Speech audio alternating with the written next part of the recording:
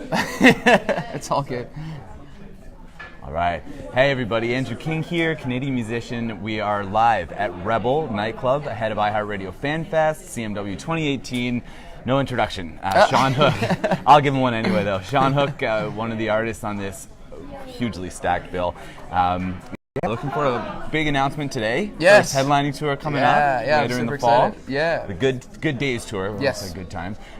This, like I say, first headliner. Although you're certainly no stranger to the road to the stage. For sure. How are you feeling about this one? I'm super excited. There's also, it's my first time going across Canada as a headliner. I've headlined shows before.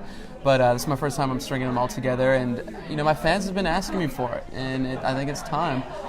So I'm super stoked. So Neon Dreams joining you. Yes. You guys have toured together before. Yeah. Curious about the choice to tap them for that and the vibe there. They work so hard, and I met them about a year ago, and within that year they've grown so much as a band, and their live show is really energetic, and the guys in the band are awesome people. The thing about touring is half the you're on the stage for maybe 25, 30 minutes, an hour say, but the rest of the time you're sharing the road, you're living with other people. So I really like who they are as people, and I believe in them, and I wish them all the best. I'm happy that they've decided to join me as well. Oh yeah, what an opportunity. Yeah. And I guess 2015 was Analog Love. Yeah. We got the EP to hold us over. Yeah. Plenty of great attention coming that way. Yeah. But I'm sure a lot of people are begging to know when's the next LP coming out. That's a great question. I want to know too. So if you know, send me a message. I've been writing so much music. I have so much music on the go.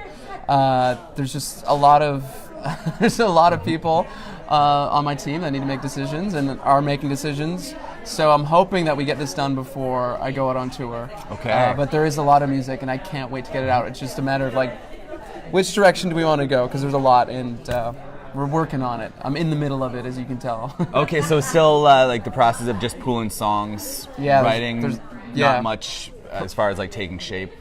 Well, it's a bit of both. Record, I'm a solo artist, so when I go to and I write with other producers and other writers. Mm-hmm. So a lot of times, I'll write a song with another writer, and then we're looking for production, or I'll write with a producer, but it might not. They might want a lot of money first before we finish it. So there's just a lot of red tape behind the scenes that we're trying to figure it out. Okay. But there is a lot of music. There's a lot of songs that I'm writing that I'm really excited about, and they will be coming out. It's just a matter of time. I'm curious about the songwriting process. I was going to ask if you're a fan of the collab, which I guess is true. Yeah. But just knowing that you're a multi-instrumentalist, Mm-hmm. I'm curious, do you favor any one specific instrument when you're getting song ideas out, or can anything spur a good idea? That's a good question. I try not to pigeonhole myself into one particular method to write a song. Mm-hmm. I'm a piano player, so usually that's kind of where I start. But sometimes I fall into tendencies when I'm playing piano and writing. So I'll pick up a guitar, or I'll just dial up a different sound on a synth. Or nowadays there's so many resources for other inspiring ways to get started in the studio. Like Splice is a website where you can pull different audio samples and drum beats and whatnot. And I try to kind of not pigeon myself into one method. Got you. I guess kind of bridging the gap on the live side and the writing side, but got a bunch of songs underway now, headlining tour coming up in the fall.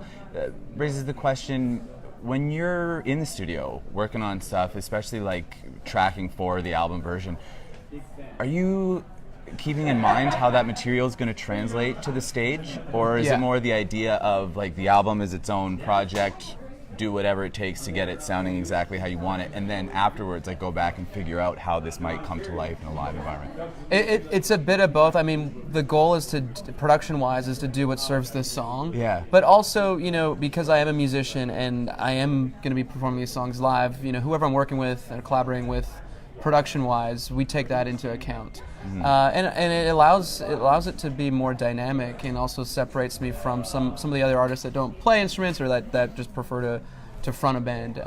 So we definitely take it all into account, but it doesn't necessarily lead the song. The song is the most important part. Okay.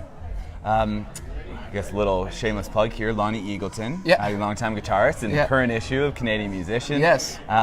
So I'm curious there too, the project is yours. It's your name on the record, on the posters. But curious, like the guys that you have joining you on stage, obviously an integral part of delivering your experience. Totally.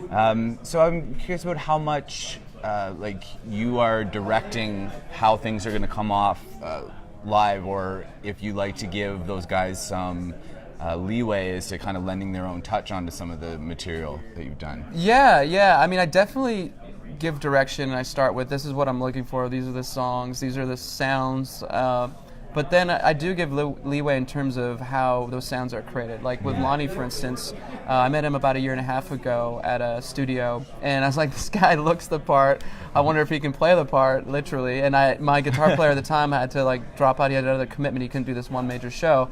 And so I tapped Lonnie on the shoulder, and he showed up at rehearsal, and not only did he learn all the synth lines on guitar, and he had all these cool tones that he developed, he knew the guitar parts, and not only the lead, but the rhythm parts. And so when I'm looking at, collaborating with musicians, it's guys like Lonnie that come prepared, that know their stuff, that can offer the talent and skill when needed.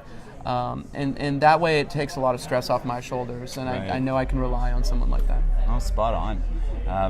So I know it's the fall. Is it October that Good Day starts? Yeah. Okay, so October is the tour. We know that you are in the studio or the all over the place, working on some new stuff. Yeah. Anything else coming up in those months between we should be looking out for? I'm doing a festival date out in Newfoundland. Okay.